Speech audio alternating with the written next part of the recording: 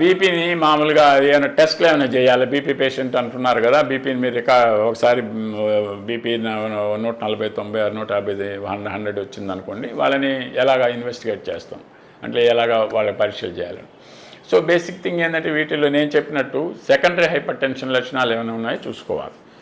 Primary అనే దానికి ఏం కనపడదు బేసిక్గా. సెకండరీ అనే దాంట్లో మన ఏదైనా కిడ్నీ డిసీజ్ ఉందా, లేదు ఏదైనా ట్యూమర్స్ లాంటి ఏదైనా అడ్రినల్ ట్యూమర్స్ ఏమైనా ఉన్నాయా, లేకపోతే థైరాయిడ్ డిజార్డర్స్ ఏమైనా ఉన్నాయా, లేదు ఆడవాళ్ళు అయితే వాళ్ళు ఏమైనా పిల్స్ వాడుతున్నారా, లేదు మగవాళ్ళు అయితే కొంతమంది ఆల్కహాల్ కానీ ఇలాంటి డ్రగ్ సబ్స్టెన్సెస్ ఏమైనా వాడుతున్నారా, ఇటన్నీ ఎంక్వైరీ చేసుకొని కొన్ని ఇన్వెస్టిగేషన్స్ కూడా మనం చేయాలి. ఆ ఇన్వెస్టిగేషన్స్ బేసిక్గా రొటీన్ ల్యాబ్ ఇన్వెస్టిగేషన్స్, షుగర్స్, తర్వాత రీనల్ ఫంక్షన్ టెస్ట్లు ఇంపార్టెంట్, మోస్ట్ ఇంపార్టెంట్ థింగ్స్. అలాగే లిపిడ్ ప్రొఫైల్, ట్రైగ్లిజరైడ్స్, కొలెస్ట్రాల్, ఇవన్నీ ఉంటాయి అన్నమాట. ఎల్డిఎల్, హెచ్డిఎల్ అంటే low density lipoproteins, high density lipoprotein.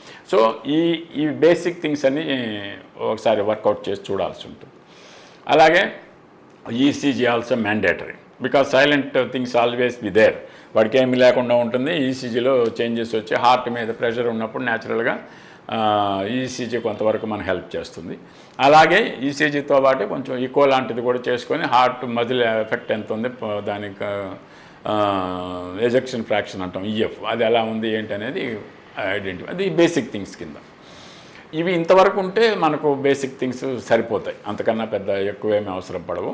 దాన్ని మనం టార్గెట్ ఆర్గాన్ ఏం డ్యామేజ్ కాకుండా ఉంటే, ఫర్ ఎగ్జాంపుల్ స్ట్రోక్ వచ్చింది, బీపీ 180, 100 ఉంది, 180, 120 ఉంది అనుకో, అప్పుడు బీపీని తగ్గించాలి, స్ట్రోక్ను ట్రీట్ చేయాలి, బ్రెయిన్ స్ట్రోక్ని. అలాగే ఏదైనా హార్ట్ ఫెయిల్యూర్ వచ్చింది, హార్ట్ ఫెయిల్యూర్ని ట్రీట్ చేయాలి, దానికి కారణమైనటువంటి బీపీని కూడా మనం ట్రీట్ చేయాల్సి ఉంటుంది. సో అండ్ సో ఫోర్త్, ఏదైనా కూడా కిడ్నీకైనా కానీ ఇంకోటైనా కానీ ఇంకోటి. సో ఎండ్ ఆర్గాన్ డ్యామేజ్ లేకుండా ఉంటే ఓన్లీ మనం హైపర్ టెన్షన్ మెయింటైన్ చేసుకుంటే వాడు బతికి బయటపడతాడు ఇబ్బంది లేకుండా. లేదు ఎండ్ ఆర్గాన్ కూడా డ్యామేజ్ అయిందంటే the complications will be more, ఎందుకంటే దాన్ని ట్యాకిల్ చేయడం అన్ని సమయాల్లోనూ పూర్తిగా చేయలేకపోవచ్చు కాబట్టి. సో దాని కాన్సిక్వెన్సెస్, దాని ఫలితాలు, దుష్ఫలితాలు ఎక్కువగానే ఉంటాయి.